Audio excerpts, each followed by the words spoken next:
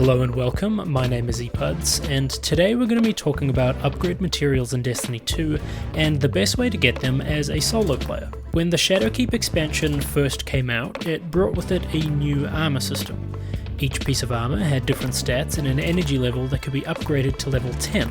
The higher the energy level, the more mods you can put in your armour. The higher your stats, the quicker your abilities regenerate. A fully masterworked or level 10 piece of armour also increased the stats on that piece by 2, so a total increase of 12 points. However, these levels don't come cheap, and you're going to have to spend some time grinding if you want a full set of masterworked armour. To fully masterwork a single piece of armour, you're going to need some glimmer and legendary shards, 3 enhancement cores, 3 enhancement prisms, and an ascendant shard. Unfortunately, enhancement prisms and ascendant shards pretty much only drop from the pinnacle nightfall, so as a solo player those can be tough to get if you're not lucky or don't have a group willing to help out with the higher level nightfalls. Thankfully, the gunsmith sells them in exchange for enhancement cores, but to fund all your masterworking you're going to need a lot. 133 cores to be precise. Each day, the weaponsmith offers players 4 bounties that reward cores. These reset daily and are pretty easy to do. You'll want to start by picking these up and the weapons required to complete them. Next, you'll want to head to the Tangled Shore. The spider offers enhancement cores and other materials in exchange for glimmer, legendary shards, and planetary materials. The first core of the day will cost you 10 legendary shards. Then the price will double for each successive purchase, 10, 20, 40, 80, etc. The spider also offers weekly escaped prisoner bounties in exchange for ghost fragments. The 4 main bounties you're going to want to grab are the 3 lost sector specific bounties on the bottom row, and the adventure bounty on the right side of the bottom row. To grab all these, you're going to want 14 ghost fragments in total. Patrols and regular public events, they're going to each reward you about 1 ghost fragment per completion.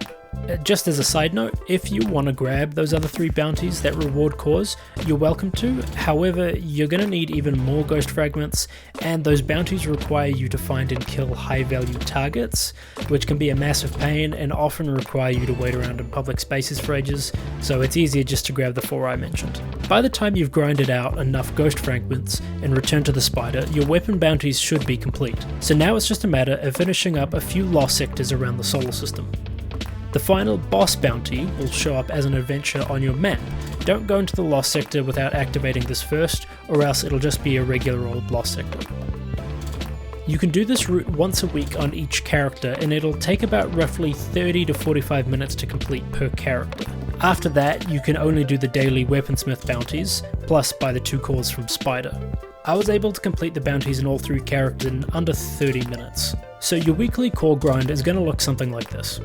On day 1, let's say weekly reset, you can get 4 cores from the weaponsmith bounties, 3 cores from the lost sector bounties, this requires 9 ghost fragments, 1 core from the lost sector adventure bounty, this requires 5 ghost fragments, so that'll give you 8 cores, you multiply that by 3 characters, you've got 24 cores, plus the 2 from Spider for 30 legendary shards, and you've got 26 cores on day 1.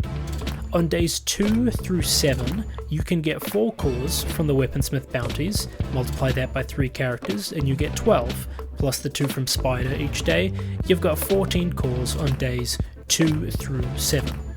If you do this every day, your weekly total will be 110 cores, so that's enough to buy 1 Ascendant Shard. So you can repeat this process, add in maybe 1 or 2 days, and then you should have enough materials all up to fully masterwork 1 set. And just because I know someone in the comments is going to mention this, if you have an excess amount of planetary materials, you can exchange those with planetary vendors in the hopes of getting masterworked year 1 weapons to dismantle. This used to be the route that most people used in the past, but it's not guaranteed and it's not as sustainable as the method I'm suggesting.